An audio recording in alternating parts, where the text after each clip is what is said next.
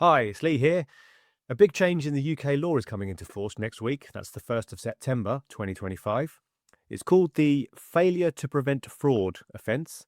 It's been created under the Economic Crime and Corporate Transparency Act 2023.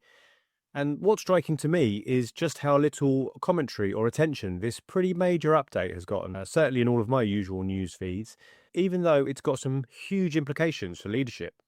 So, what is it?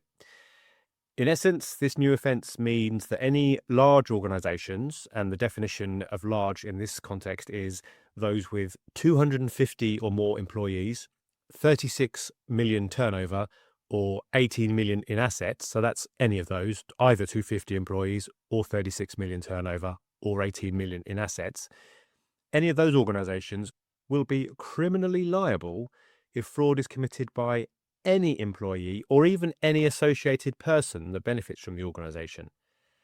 If, of course, the organisation hasn't taken reasonable steps to prevent it. And the penalties? Unlimited fines. So this shifts responsibility squarely to leadership. Now, you absolutely can't and you absolutely shouldn't micromanage every action your people take. You don't want to be sitting over their shoulder all of the time.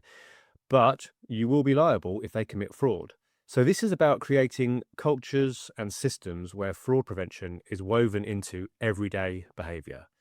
That means clear policies, regular training, empowering staff to speak up safely, and actively encouraging ethical conduct. If you do all of those things and you do them well and you check that they're being done, then I think you can say you have done all you reasonably can. Anything less than that, and you're liable. The law also updates how senior managers can be held accountable, broadening who counts as responsible internally. So the days of blaming rogue individuals are really behind us. Leaders now face greater legal and moral responsibilities to ensure controls are effective. It's worth digging into this and making sure you know what's expected and that you're doing all you need to do. The Crown Prosecution Service website has all the information clearly laid out. It is essential reading for any senior leader serious about compliance and culture.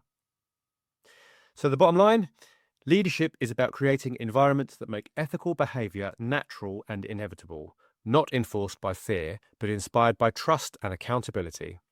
This law formalises that expectation, and it's a reminder that responsibility starts at the top. For all you leaders listening, what small change can you make right now that will strengthen your organisation's fraud prevention culture without turning it into micromanagement? Thanks for listening. If you found this useful, please share it with your network, and don't forget to follow LevelUp Leadership on Spotify and LinkedIn so you always get the latest articles and updates. And until next time, keep leading, keep learning, and keep levelling up.